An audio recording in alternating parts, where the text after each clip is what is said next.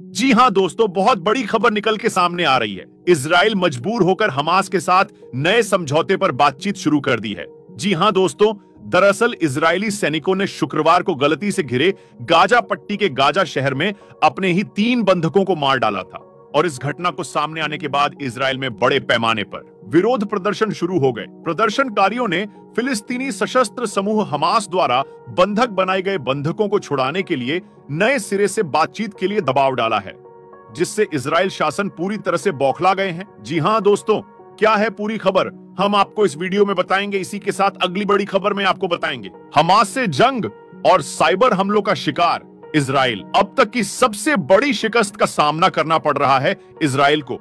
फिलिस्तीनियों के विरुद्ध सैन्य युद्ध में कुछ भी हासिल न कर पाने वाले ज़ायोनी शासन को एक बड़े साइबर युद्ध का सामना करना पड़ रहा है, जिससे इजराइल पूरी तरह उलझ कर रह गए हैं। जी हां दोस्तों, क्या है सभी खबरें हम आपको इस वीडियो में बताएंगे। वीडियो शुरू करने से पहले अगर आप भी मानते हैं इजराइल एक बहुत बड़ा अपराधी शासन है और इनके ऊपर इंटरनेशनल कोर्ट में मुकदमा चलनी चाहिए और इनको सजा मिलनी चाहिए, तो इस वीडियो को शेयर करके अपना समर्थन जाहिर करें और फिलिस्तीन के समर्थन के लिए कमेंट बॉक्स में #FreePalestine लिखें और दुनिया को बताएं कि हम फिलिस्तीन के सपोर्ट में हैं।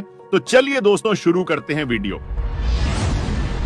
जी हां दोस्तों, आपको बता दें कि इजराइल ने हमास के साथ नए समझौते पर बातचीत शुरू कर दी है। दरअसल इजरायली सैनिकों ने शुक्रवार को गलती से घिरे गाजा पट्टी के गाजा शहर में 3 बंधकों को मार डाला। इस घटना के सामने आने के बाद इजराइल में बड़े पैमाने पर विरोध प्रदर्शन शुरू हो गए हैं। जी हां दोस्तों, आपको बता दें कि इजरायली मीडिया आउटलेट वाला न्यूज ने एक रिपोर्ट में बताया है कि इजरायली खुफिया एजेंसी के प्रमुख डेविड बार्नेया ने एक नया समझौता करने के लिए कतर के प्रधानमंत्री शेख मोहम्मद बिन अब्दुल रहमान अल थानी के साथ बैठक की।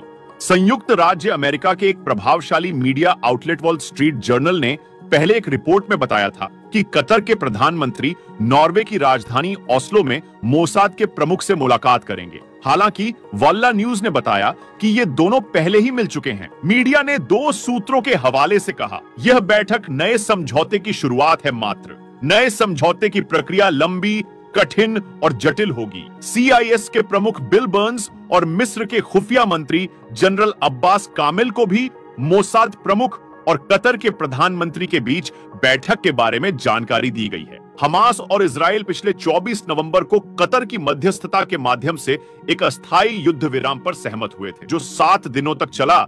उस समय हमास ने 110 बंधकों को रिहा कर दिया था। हालांकि 7 दिन बाद समझौते को आगे बढ़ाए बिना कब्जा करने वाली इजरायली सेना ने गाजा पर फिर से बर्बर हमले करना शुरू कर दिया। उस समय इजराइल की युद्धकालीन कैबिनेट ने बंधकों को छुड़ाने के लिए हमास के खिलाफ एक सैन्य अभियान शुरू करने का फैसला किया, लेकिन पिछले 17 दिनों में वे एक भी बंधक को जिंदा नहीं बचा सके हैं, बल्कि इसके बजाय एक बंधक को बचाने के दौरान कई अन्य सैनिकों ने अपनी जान गंवा दी है और बंधक भी मारा गया है। उस वक्त हमास ने धमकी दी थी कि इजराइल उनसे बातचीत किए बिना किसी भी बंधक को जिंदा नहीं छुड़ा पाएगा।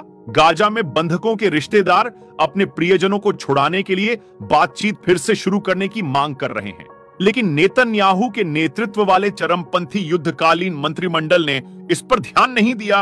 अब दबाव में वे फिर से चर्चा कर रहे हैं। इसी के साथ बात कर लेते हैं अगली खबर की। जी हां दोस्तों, आपको बता दें कि अल-अक्सा तूफान को करीब 70 दिन बीत चुके हैं। अल-अक्सा तूफान ऑपरेशन में ज़ायोनी शासन को अपने 75 साल के इतिहास में सबसे बड़ी खुफिया और सैन्य पराजय का सामना करना पड़ा है। इस पराजय का महत्वपूर्ण कारण गाजा के खिलाफ व्यापक युद्ध था, एक ऐसा युद्ध जिसमें युद्ध अपराधों के सभी उदाहरण सामने आ गए, लेकिन ज़ायोनी शासन अपना कोई भी सैन्य लक्ष्य हासिल नहीं कर सका, जिसमें कैदियों की रिहाई और हमास का विनाश भी शामिल था। हालांकि पिछले 70 दिनों में ज़ायोनी शासन की विफलताएं और कमजोरियां केवल जटिल सैन्य क्षेत्र तक ही सीमित नहीं थीं, बल्कि इस शासन ने साफटवार क्षेत्र में भी कई कमजोरियों और खतरों का सामना किया।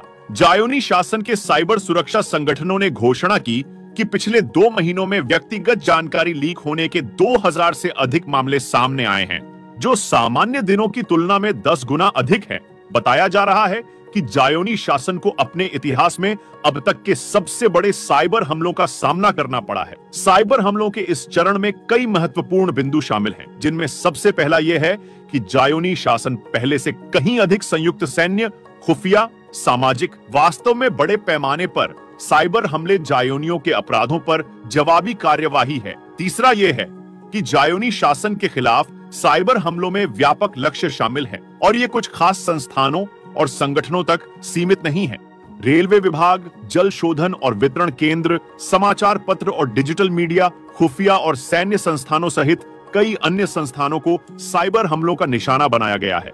चौथा यह कि कुछ साइबर हमले जवाबी कार्यवाही का हिस्सा हैं। उदाहरण स्वरूप साइबर एवेंजर्स के समूह ने जल शोधन और वितरण केंद्र पर हमला किया और इस कार्रवाई को इजराइल की ओर से गाजा पट्टी में पानी की कटौती का जवाब करार दिया गया और आंख के बदले आंख का संदेश इजराइल अधिकारियों को भेजा गया। अल-अक्सा तूफान की तरह साइबर युद्ध ने जायोनी शासन की प्रतिरोधक शक्ति पर सवाल उठा दिया है और इसकी खुफिया और सैन्य शक्ति की पोल खोल दी है। तो दोस्तों, इस पूरी रिपोर्ट को लेकर आपकी क्या राय है?